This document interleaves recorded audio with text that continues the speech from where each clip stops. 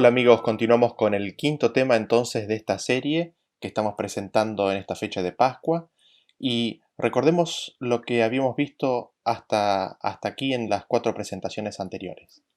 Somos pecadores y no hay nada en nosotros mismos que nos pueda limpiar. Sin embargo, Dios nos reveló en Cristo principalmente su benignidad, su misericordia, su amor y su bondad.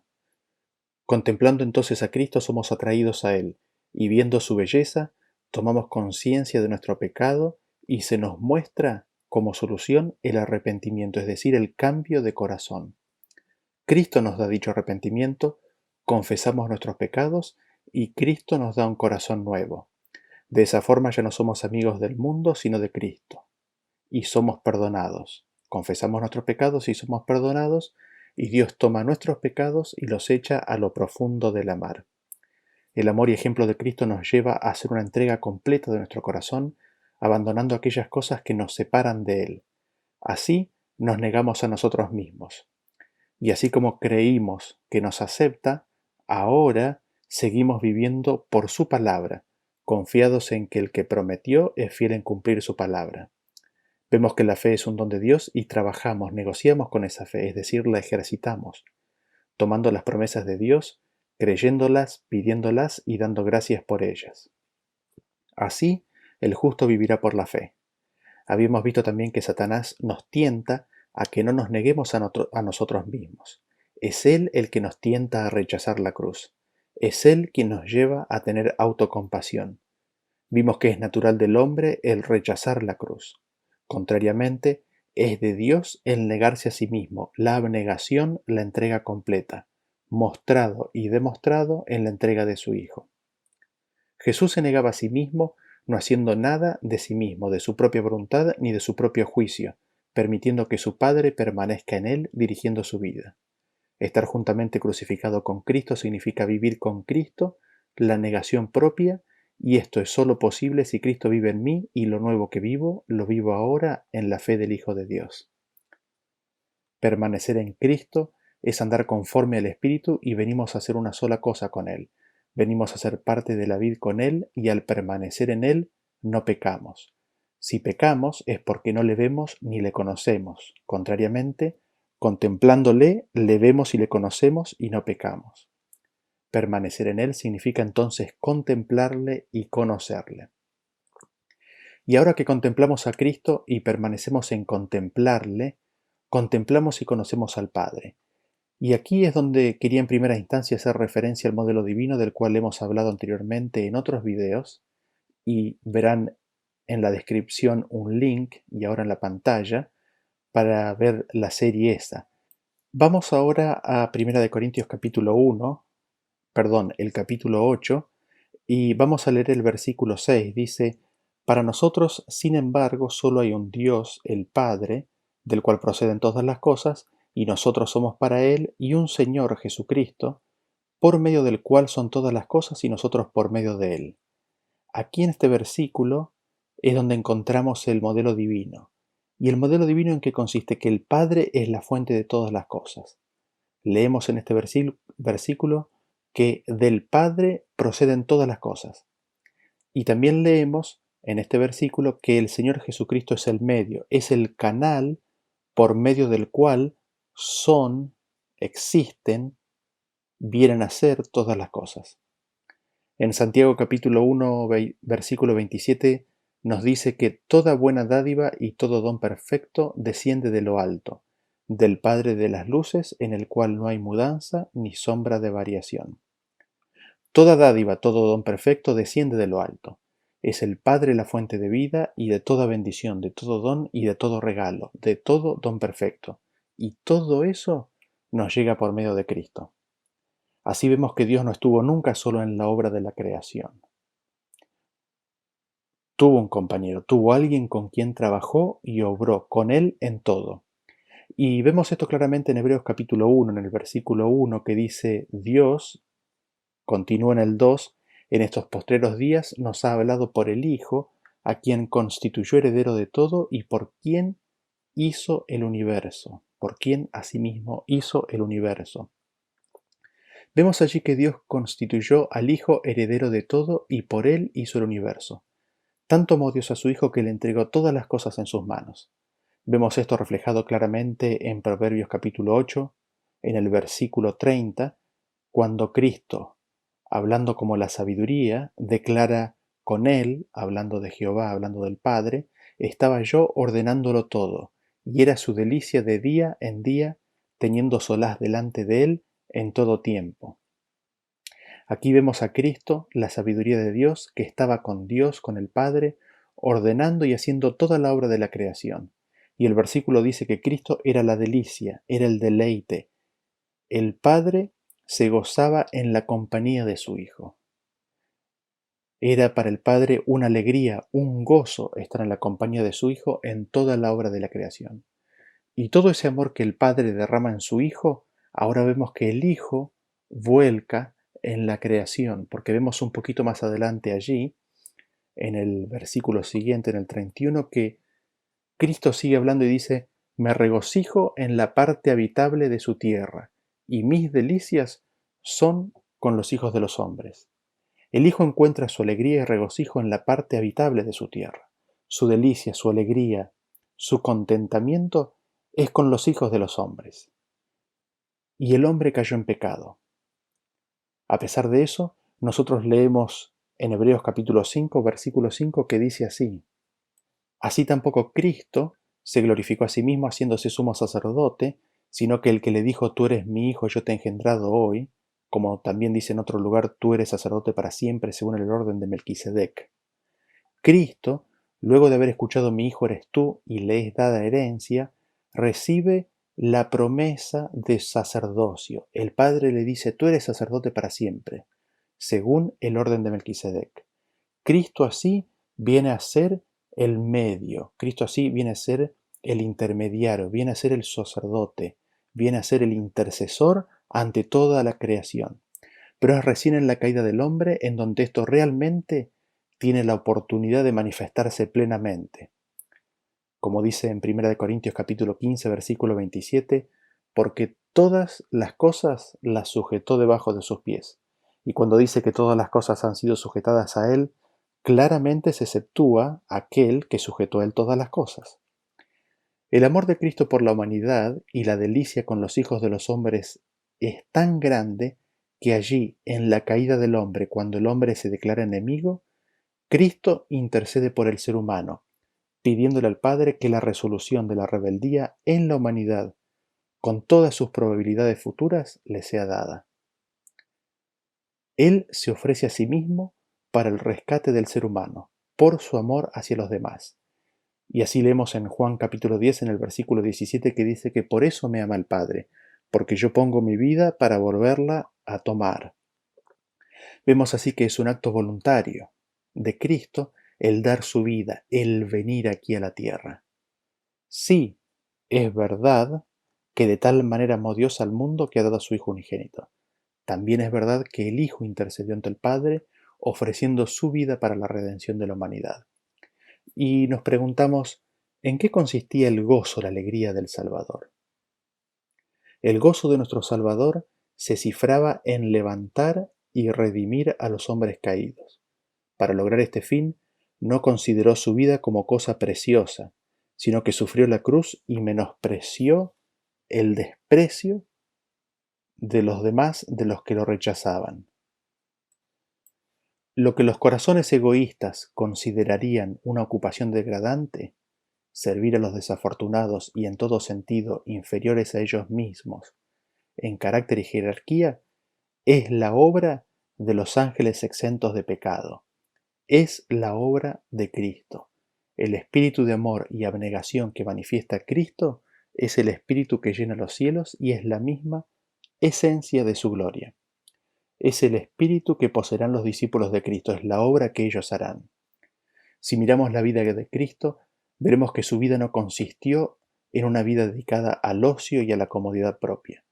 Ya de niño leemos que de él se dice en Lucas capítulo 2, versículo 52, que Jesús crecía en sabiduría y en estatura, y en gracia para con Dios y los hombres. Jesús ya de niño, a los ojos de los hombres y a los ojos de Dios, crecía en gracia. Y luego tenemos su vida como carpintero, la cual constituyó la mayor parte de su vida adulta aquí en la tierra. Y Cristo como carpintero estaba cumpliendo tan fielmente la misión como cuando sanaba a las multitudes. Allí, en cada transacción, en cada interacción comercial, en cada trabajo, en cada pieza de carpintería que tenía que preparar, en cada relación, se veía el amor del Padre en él revelado. Nada de lo que hiciera estaba contaminado por el egoísmo. En vida era la realidad que se negaba a sí mismo para dar en su trabajo una obra como si fuera para Dios. En él no se halló engaño ni mentira, en todos sus caminos fue perfecto. Luego llegó la hora de la proclamación, con palabras, del reino de Dios. Y así él trabajó incansablemente y con esfuerzo persistente, fervoroso e inagotable por la salvación de las almas. Lo encontramos temprano, aún oscuro, orando de rodillas ante el Padre. A la tarde, cuando todo es silencio, también lo encontramos en comunión constante con el Padre. Si lo miramos de día, lo encontramos rodeado de sus discípulos y muchas veces por multitudes, ansiosos de oír la palabra. Toda su vida fue una vida de dedicación por el amor que él tuvo por cada ser humano. No trató de librarse de las tareas arduas y duras, no trató de librarse de las situaciones difíciles, no trató de librarse de aquello que iba a terminar costándole la vida. Las escrituras de él declaran en Mateo capítulo 20, versículo 28, como el Hijo del Hombre no vino para ser servido, sino para servir y para dar su vida en rescate por muchos. Cristo vino para servir. La vida de Cristo es servicio de principio a fin, sin paréntesis entre medio. Como lo declara la Biblia en Juan capítulo 4, el versículo 34, Jesús les dijo, mi comida es que haga la voluntad del que me envió y de que acabe su obra. Lo que le daba energía, lo que lo motivaba, lo que nutría su alma, lo que lo saciaba, era hacer la voluntad de su Padre. Qué hermoso, ¿no? Y ahora me gustaría que leamos el siguiente versículo al respecto. En Juan capítulo 17, el versículo 18 dice, como tú me enviaste al mundo, así yo los he enviado al mundo. El 26 dice, y les he dado a conocer tu nombre, y lo daré a conocer aún, para que el amor con que me has amado esté en ellos y yo en ellos. Y ahora Jesús, ya terminando su obra en la tierra, orando al Padre en el Getsemaní, confiesa ante el Padre que le ha glorificado en la tierra, de que ha dado a conocer su nombre, de que ha dado a conocer su palabra, y ora por sus discípulos, a aquellos que retuvieron la palabra de Dios. Y ahí vemos el modelo divino. Así como el Padre envió a Cristo, ahora así Cristo envía a sus discípulos, nos envía a nosotros. ¿Y qué ha sucedido antes de todo este proceso? Hemos contemplado a Cristo y al contemplar a Cristo hemos visto al Padre. Hemos visto el amor de Dios manifestado en Cristo. Hemos conocido el amor de Dios y cómo el amor del Padre para con Cristo nos es derramado en nuestros corazones por su Espíritu. Y es cuando recibimos ese amor que nos hace hijos de Dios, que, teniendo el Espíritu de Cristo, vemos, tomamos conciencia que los hermanos de Cristo tienen necesidad. Vemos a la humanidad, por quien Cristo nuestro Salvador tanto dio, pereciendo en la oscuridad de la ignorancia, y nuestros corazones son movidos a la compasión. Cuando recibimos el amor de Cristo en el alma, así como la dulce fragancia que María derramó en los pies de Cristo, no puede ocultarse. Es imposible que no se note. Es innato en el amor de Dios que se manifieste. Su santa influencia será sentida por todos aquellos con quien nos relacionemos. El Espíritu de Cristo en el corazón es como un manantial en un desierto que se derrama para refrescarlo todo y despertar en los que ya están por perecer ansias de beber del agua de la vida. Entonces el amor de Cristo comenzará a manifestarse en un deseo de trabajar como Él trabajó para elevar a la humanidad. Nos inspirará el mismo amor, la misma ternura y simpatía por todas las criaturas que emana del corazón del Padre. Así, Haremos todo lo posible para que el paso en este mundo no pase desapercibido, para que el amor de Cristo sea como la sal de la tierra, como la luz que alumbra en la oscuridad. Tan pronto como uno acude a Cristo, nace en el corazón un vivo deseo de hacer saber a otros cuán precioso amigo encontramos en el Señor Jesús. La verdad que es salvadora y santificadora no puede permanecer encerrada en el corazón. Si estamos revestidos de la justicia de Cristo y rebosamos del gozo por la presencia de su Espíritu, no vamos a poder guardar silencio.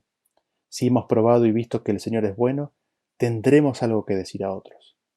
Como Felipe cuando encontró al Salvador, invitaremos a otros a ir a Él. Procuraremos presentarles los atractivos de Cristo y las realidades invisibles del mundo venidero. Anhelaremos seguir en la senda que Jesús recorrió y desearemos que quienes nos rodean puedan ver al Cordero de Dios que quita el pecado del mundo. Y no importa dónde te encuentre el amor de Cristo. El versículo dice que cada uno permanezca en el estado en el cual fue hallado. Te encontró carpintero, gloria a Dios. Te encontró vendedor, gloria a Dios. Te encontró bancario, gloria a Dios. Allí Él te guiará en tu trabajo para que la luz de su gloria resplandezca en donde estés. Y si le sigues, Él te pondrá en donde Él quiera. Y a medida que trabajamos con Cristo nos empezamos a dar cuenta de nuestras falencias. Nos daremos cuenta de lo estrechas que son quizás algunas de nuestras ideas. Tomaremos conciencia de lo incapaces que somos de perfectamente reflejar el amor de Cristo. Y allí nuevamente seremos llevados a los pies de Cristo, anhelando tener una experiencia más amplia, un conocimiento más profundo de las cosas celestiales. Tendremos hambre y sed de justicia. Al encontrar pruebas y oposición, nos llevará de rodillas a Cristo y a las Escrituras, y allí encontraremos el consuelo de nuestras vidas mientras desarrollaremos una vida rica en las cosas de Dios. Y quizás alguno pueda sentirse incapaz de ayudar al Señor, que entienda que dichas tareas correspondan a aquellos que han sido enriquecidos con los talentos de la vida. Sin embargo, tal enseñanza no la encontramos en las Escrituras. Allí vemos que Dios a todo ser humano le ha dado dones y talentos. Vemos que dio a cada ser su trabajo. Para cada uno de nosotros hay un trabajo específico que el Señor anhela que tomemos y para el cual no hay otra persona que lo pueda hacer sin que haya terrible pérdida eterna. Tú y yo somos llamados a la obra de Cristo. ¡Qué honor! El espíritu y la esposa dicen ven. Si alguno oye, diga ven. Somos todos invitados a unirnos en las labores de Cristo. ¡Qué honor!, ¿no? No importa dónde estemos, podemos ejercer las labores más humildes de la vida como si fueran para el Señor. Si tenemos el amor de Dios, entonces se manifestará ese amor y nuestra influencia afectará a los que nos rodean independientemente de la labor específica en la cual estemos. Tal vez alguno no crea que esté haciendo algo especial, pero por su influencia inconsciente pueden iniciar olas de bendición que se extenderán y se profundizarán y cuyos resultados ellos mismos desconocerán hasta el día de la recompensa final. Quizás a algunos no les parece que están haciendo algo grande, pero no necesitamos cargarnos con la ansiedad por el éxito. Basta que sigamos adelante fielmente lo que la providencia de Dios nos dé en este momento a hacer. Nuestras propias almas reflejarán cada vez mejor así la semejanza de Cristo y seremos colaboradores de Dios en esta vida. Y así nos estaremos preparando para la obra más elevada y el gozo sin sombra de la vida venidera. En este sentido, no hay necesidad de esperar mejores oportunidades. La mejor oportunidad es la que tenemos hoy, es la que tú tienes hoy, es la que yo tengo hoy, de sumarnos a la obra de Cristo. Y me gustaría leer un par de versículos más. El primero de ellos se encuentra en Isaías capítulo 53, el versículo 11 que dice, hablando de Cristo, verá el fruto de la aflicción de su alma y quedará satisfecho. Por su conocimiento justificará mi siervo justo a muchos, y llevará las iniquidades de ellos. En Hebreos capítulo 12, versículo 2 dice: puestos los ojos en Jesús, el autor y consumador de la fe, el cual, por el gozo puesto delante de él, sufrió la cruz, menospreciando el oprobio, y se sentó a la diestra del trono de Dios. El gozo de Cristo, la alegría de Jesús, el contentamiento de Cristo será ver el gozo, la alegría de aquellos por quienes Él dio su vida. ¿Pueden ustedes detenerse por un momento a imaginarse las escenas futuras cuando se haga conciencia en forma mucho más cabal del peligro y hoyo mortal del que fuimos rescatados para entrar en el reino eterno de gozo y paz de Cristo y ver el costo de dicho rescate? ¿Pueden ustedes darse idea de la dimensión del agradecimiento y del tamaño de la alegría de ese momento? Esa experiencia futura, cargadísima de emociones, cargadísima de sentimientos, esa experiencia futura de cada salvo es el gozo de Cristo, es la alegría de Cristo, es su contentamiento. Esa es su recompensa. Y así leemos ahora en las Escrituras que se dice o que se le dice a los herederos de la salvación en Mateo capítulo 25, versículo 21, que se les dice: bien, buen siervo fiel, sobre poco has sido fiel, sobre mucho te pondré, entra en el gozo de tu Señor. Cristo nos invita a que entremos en su alegría, en su gozo, que consiste en conocer, aceptar y recibir el amor de Dios, así como es revelado en Cristo Jesús, y en darlo a conocer, en desparramarlo. Ese es mi anhelo para ti y para mí. Que Dios los bendiga.